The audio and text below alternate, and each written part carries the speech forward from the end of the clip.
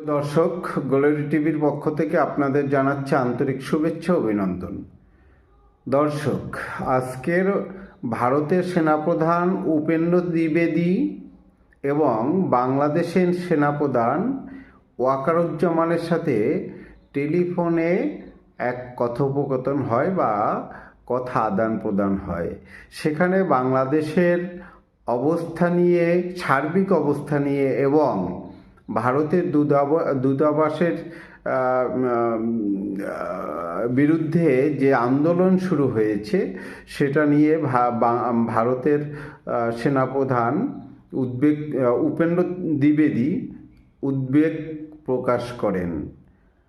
সেখানে বাংলাদেশের সেনাপ্রধান ওয়াকারুজ্জামান উপেন্দ্র দ্বিবেদীকে সে নিশ্চয়তা প্রদান করেছেন যে আপনাদের সম্পত্তির কোনো রকম, আপনাদের সম্পত্তি বলতে যে আপনাদের যে স্থাপনাগুলো আছে ভারতের, যেমন দূতাবাসগুলো আছে, ভিসা সেন্টারগুলো আছে, সেগুলো কোনো রকম ক্ষয়ক্ষতি হবে না। আমরা যে কোনো মূল্যে সেগুলোকে রক্ষা করব।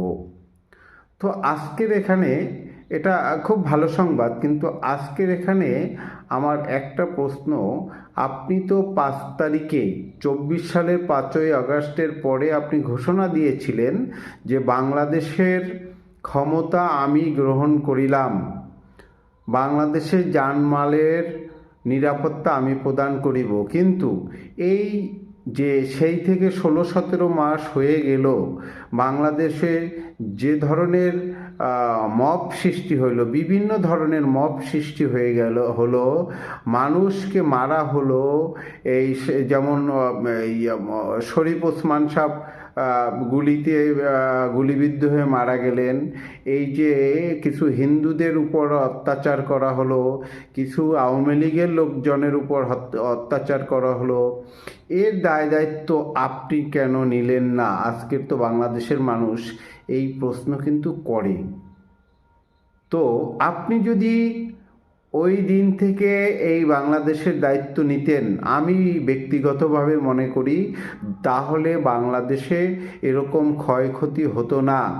আমরা ফখরুদ্দিন মঈনুদ্দিনের সময়ও দেখেছি বাংলাদেশে কোনো রকমের মব সৃষ্টি হয়নি, কিন্তু আপনার আমলে সেটা হলো।